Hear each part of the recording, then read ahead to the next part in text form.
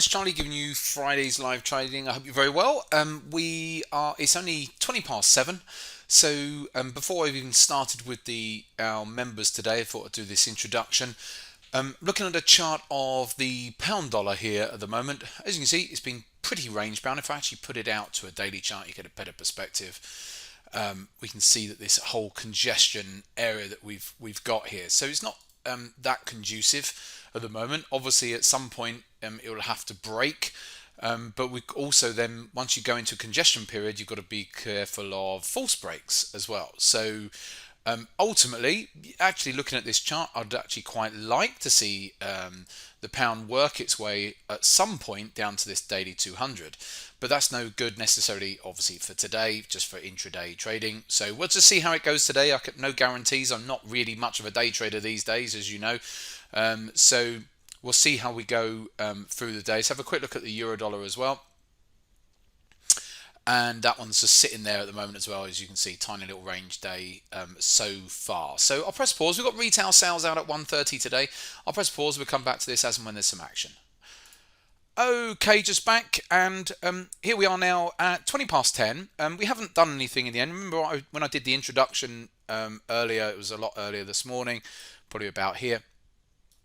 The pound came down, but I was been with the traders all morning, and really we were looking at this pound price action, and as it broke these lows here, if we'd have got a strong negative candle close, and if the other markets had have confirmed, then I would have looked to have taken a trade on the short side. But we didn't. The market, as we can see on the pound, it closed back off those lows anyway. We didn't get any confirmation from the euro. Let's go to the hourly charts of the euro. The euro never really broke down. It had one down bar, but it didn't break down, solidly below these lows from yesterday. So intermarket analysis, I was just saying to our traders here, our members, is really important. So when you're looking at a currency, if you're trading something against the dollar, do look and keep your eye on what the other currencies are doing against the dollar as well. So far, no trades yet. Let me just bring it up. You might be able to see if I bring that up. There's our group here today. Hopefully you can see our this is the software we use, and so we can see the chat and the members down the left hand side and stuff there. So we are just waiting. Now, this could all be noise. The fact that the pound's had this up move, this could all get taken out later this afternoon. I do think the market is certainly doing a good job of just ping-ponging around here so far. And but it's that context, looking at your context and saying, wow, like I said this morning, look at that daily chart of the pound. Very choppy and sideways. A lot of these currencies are like that at the moment. So yes, if the pound did start to break down, I'd love to see a run down to that daily 200. But just as easily, it could have an up move. And if we are going to go up though, then I won't be trading the pound. Now, the pound I would have traded on the short side today because I do like that moving average down there. If it started to run for it, that could still happen. But if we go up, actually, I'll revert back to the euro. I'll revert back to the euro if we go up. So because again, another choppy market. You see I've got this trend channel in play here on the euro. We've had lots of divergences down off of these lows, so certainly that they would be supportive if we did start to break higher intraday. So if we start coming up, I would actually be looking to get in on the euro and target this daily 20, my blue moving average here, my daily 20. That's up at around about 118, it's saying 118.67. That comes in quite nicely, similar sort of area as this 500 moving average, which is shown on the hourly chart here, which you can't quite see because I've moved let me just squeeze this in so you can see it. I've just realized, there we go. So that 100 is up at 118.71, and like I said, the daily 20 was at 67, so just a few pips apart. So if we did have a bit of an up move today, I can target that zone on the upside. If we roll back down, then it's probably I've already got shorts in on the euro. You see, I've got both longs and shorts on swing basis on the euro, but I'd quite like to short the pound if we did roll over. So that's where we're at the moment. I'll press pause and we'll come back to this later.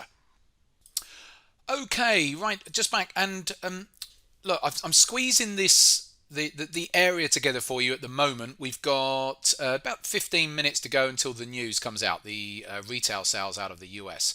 So when I next put this on, it'll probably the chart will be looking like this because I've squeezed it down to just for this video. So you won't be showing you the bottom there like I am at the moment because it's scrunched up, and when I'm actually trading, I don't want it scrunched up. So this is the euro dollar. So what I've just been talking to our traders about is if we get a break to the downside today, then I'm going to be trading that pound dollar, as I've already said. Now the pound's bouncing around and up and down like a ping pong. Yes, I was going to thinking of something else then, but I thought no, best not. So the pound is answers on a postcard by all means. If you think you know what I was going to say there, put it into the comments box.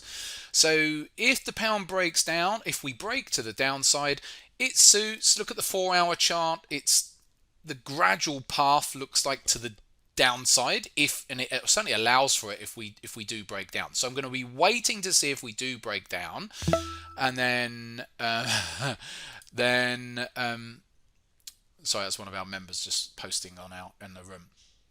So if we do come down, it's at least it's geared up. Everything, the moving averages are all passing to the downside, supporting prices if price starts to move down. However, if those retail sales disappoint and we start to push up, then I'll switch back to the euro dollar.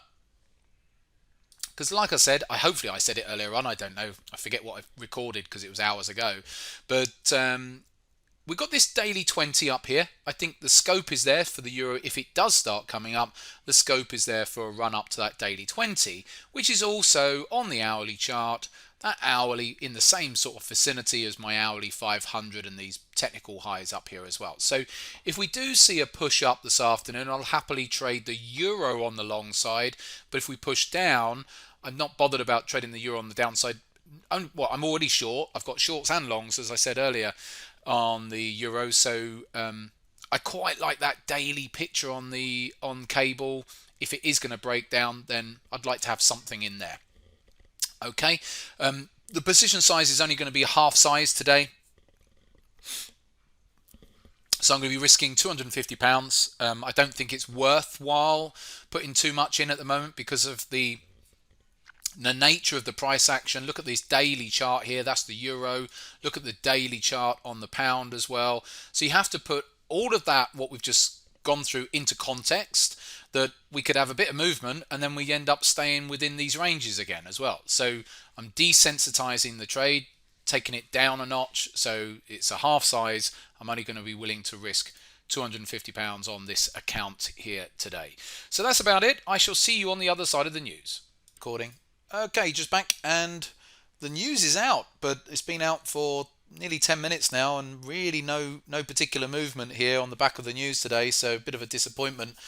The retail sales came out stronger than expected, but we've not seen any major dollar strength. Price is roughly where it was going into those retail sales, so nothing really going on at the moment. So I'll press pause. You never know, might get a mid-afternoon run. I'd be surprised that if we stayed in this entire range the whole afternoon, but depends on what the price action does. But yeah, no volatility there today, so I'll press pause. Okay, just back here, and it's now 4 o'clock. The pound did come down in the end, but we just didn't get that confirmation. I've been out washing the car, actually. We didn't get the confirmation with the euro. Look at this same hourly time frame on the euro. The euro's held up here today, and so sorry, I'll just bring this up now. I can see that you can't see right to the bottom of the chart, can you? So the euro's held up here today relatively well. The Kiwi, of course, has held up today.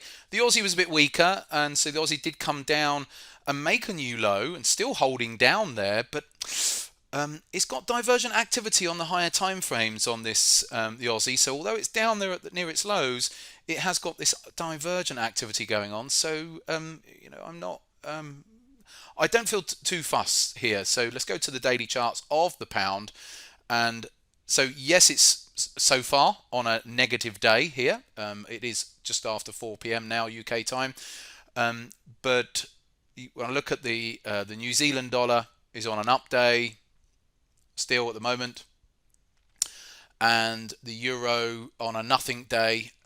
It doesn't exactly make me feel like I've missed out. So coming back to the pound, even if I had have shorted it, I would have only been shorting it about where it is right now, and I'd still be sitting in it, which is fine.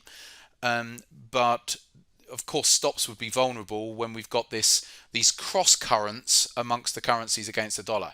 So they're not all in in completely in line with each other. So a great lesson today in patience, watching your other markets, and if they're not confirming, if they're not doing a similar thing, then sometimes it's best to stay out, and that I feel quite happy to have done that today. So enjoy your weekends. I'll see you next week for a midweek video. Take care for now.